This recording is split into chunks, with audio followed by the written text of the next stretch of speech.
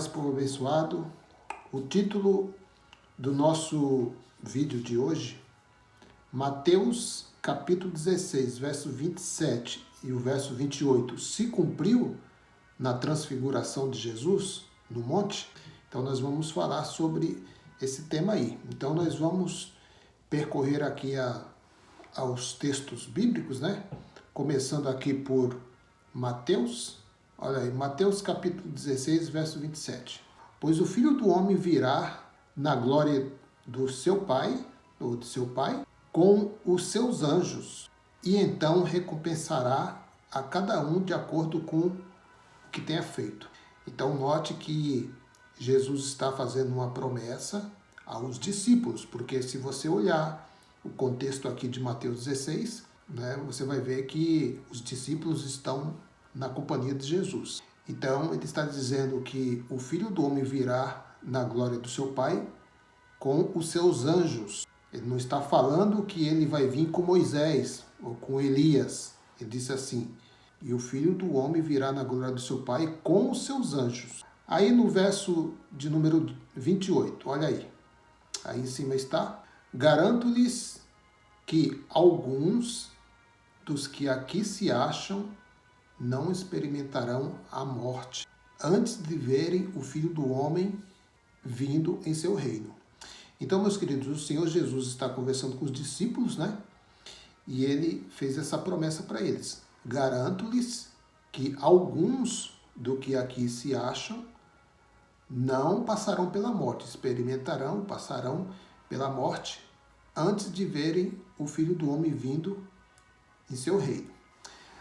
Agora, meus queridos, João, capítulo 14, verso 1.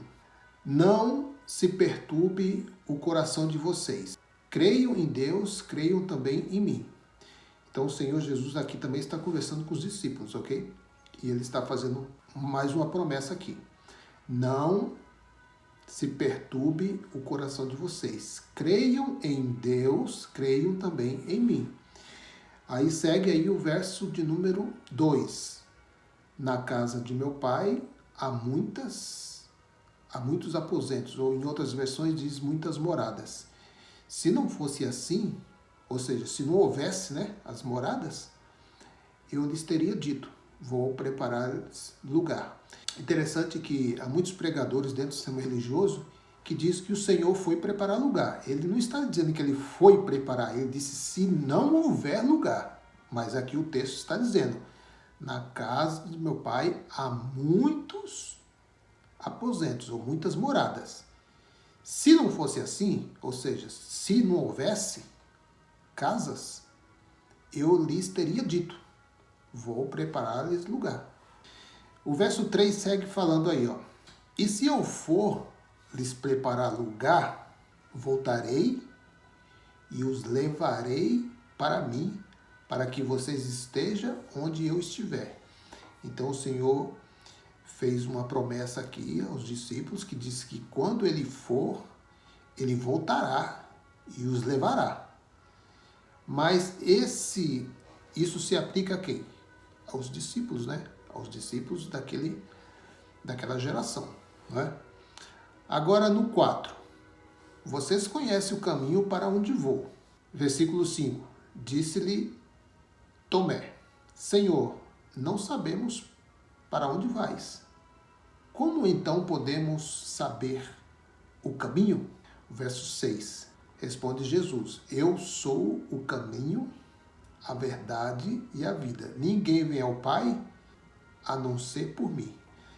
Então, meus queridos, aqui Jesus nunca mencionou em suas mensagens que para você ir ao Pai, você precisaria de uma denominação, né? De um templo religioso. Não. Aqui está dizendo, ó, respondeu-lhe Jesus, eu sou o caminho. Então, o caminho para ir ao Pai, aqui nesse contexto, era Jesus de Nazaré, ok? Jesus de Nazaré. Ele não está dizendo, ó, o templo é o caminho, a sinagoga é o caminho, as denominações que iriam surgir é o caminho. Ele não diz que a igreja de Filadélfia é o caminho. Ele não diz que a igreja que está em Pérgamo é o caminho. Ele não diz que uma daquelas 7 igrejas da Ásia Menor É o caminho. Ele não está dizendo isso, ele diz que ele é o caminho, a verdade e a vida. Então eu quis deixar aqui esse acrescento aqui só para vocês entenderem que o sistema religioso eles sempre tentam puxar algo para o lado dos templos, né? E o Senhor Jesus nunca mencionou isso, né? Agora eu quero ler aqui Hebreus só para fortalecer aqui nesse contexto aqui do caminho. Hebreus 10, 20. Por um novo e vivo caminho que ele nos abriu por meio do véu, isto é, do seu corpo. Então, meu querido, o caminho já foi aberto pelo rasgado véu, pelo sacrifício de cruz. Quando o Senhor na cruz, ele entregou o seu espírito, o seu último grito ali foi tetelestai, está consumado. Dívida paga, ninguém deve nada, não tem dívida e o caminho está aberto. Ok? Então, se o caminho está aberto, meu querido, não necessariamente que você tenha que frequentar um local. Se você quer ir, não tem problema nenhum. Mas você tem que ter a consciência de que o caminho, a verdade e a vida não é uma denominação, não é um líder, nada disso. O caminho é Cristo, só. Não há outro caminho. E também no verso 21, olha só o que diz aí, o verso 21. Temos, pois, um grande sacerdote sobre a casa de Deus. E que essa casa somos nós, né? Se você ler mais o contexto aí de Hebreus, você vai ver que ele diz, Moisés foi fiel a toda a casa, mas Jesus foi fiel à casa, a qual casa somos nós. Agora, meus queridos, vamos ver a transfiguração. Será que a transfiguração é realmente aquilo que nós lemos lá em cima? Mateus 16, verso 27 e o 28. Será que tudo isso que o Senhor falou aqui em Mateus se cumpriu lá no capítulo de número 17? A transfiguração. Bem, Mateus capítulo 17, verso 1. 6 dias depois, Jesus tomou consigo Pedro, Tiago e João. Aqui só são três discípulos. Lá, em um capítulo antes, o Senhor estava com todos os discípulos, né?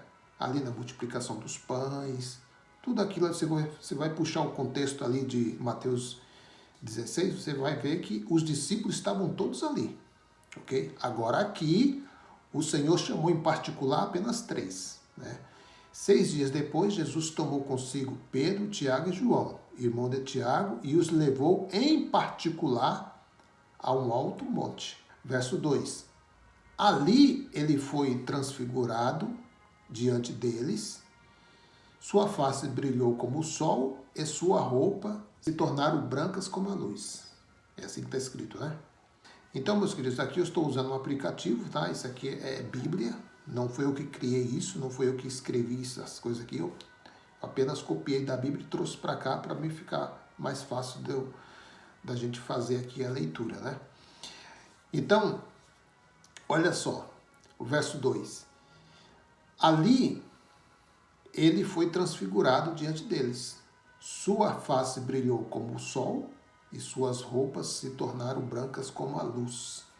Verso 3. Naquele mesmo momento apareceu diante deles Moisés e Elias conversando com Jesus. Então, meus queridos, ele disse que viria com quem?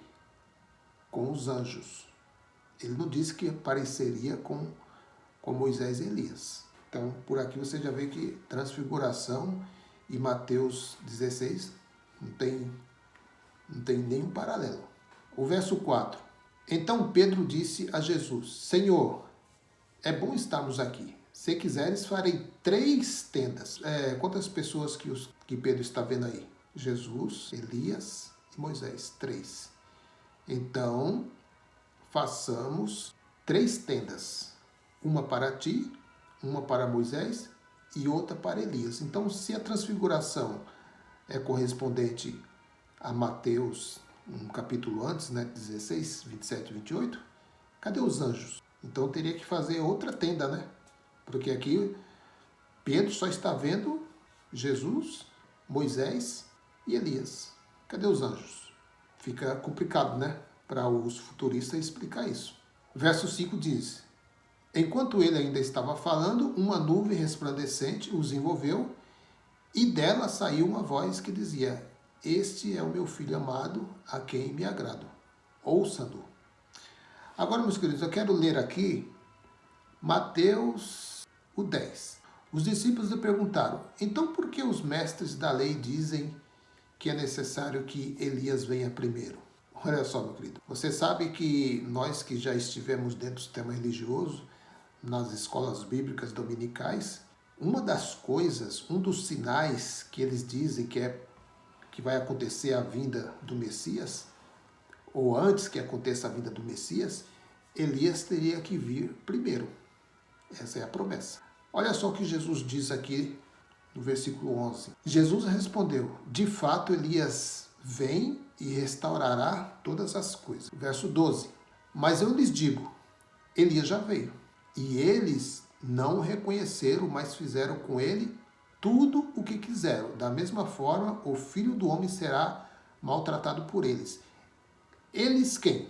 Os fariseus. Se você puxar lá no comecinho lá do capítulo anterior ali de Mateus 16, você vai ver, né, que começa o capítulo falando dos fariseus, né, os hipócritas, né, os fariseus. Então, aqui está dizendo, mas eu lhes digo, Elias já veio e eles, os fariseus, e eles não o reconheceram, mas fizeram com ele tudo o que quiseram. Da mesma forma, o Filho do Homem será maltratado por eles. E foi o que aconteceu, né?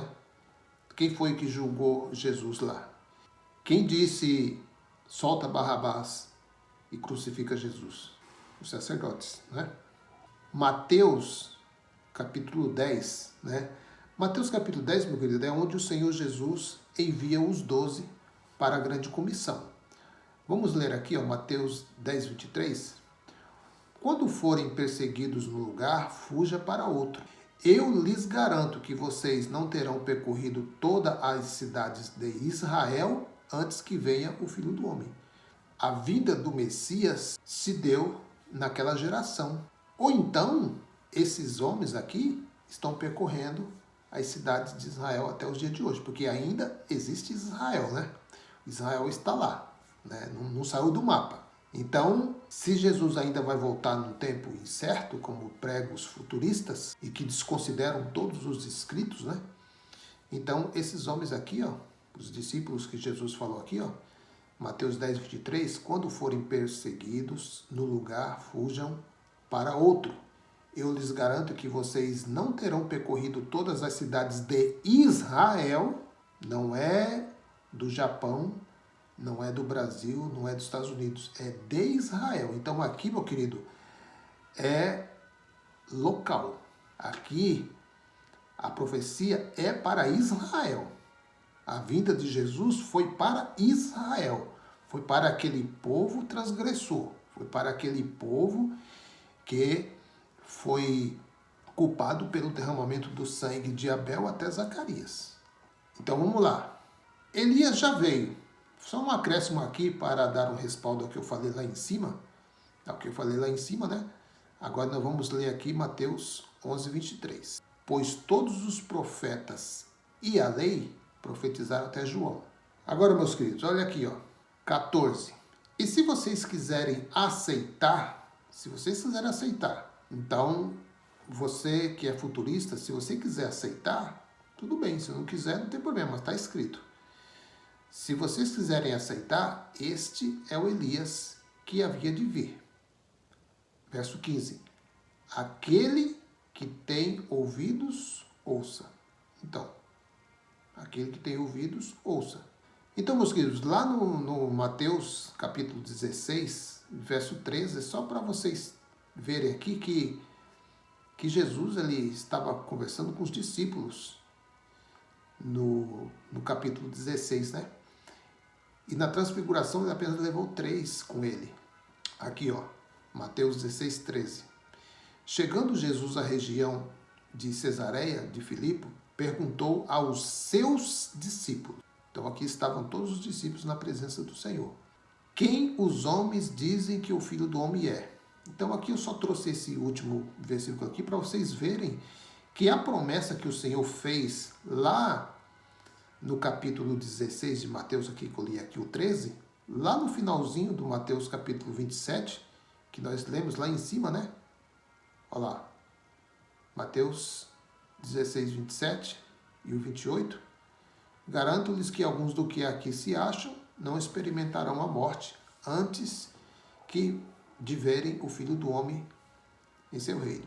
Então, meus queridos, aqui está mais que explicado que Mateus capítulo 16, verso 27 ao 28, não se cumpriu na transfiguração. Cumpriu no ano 70.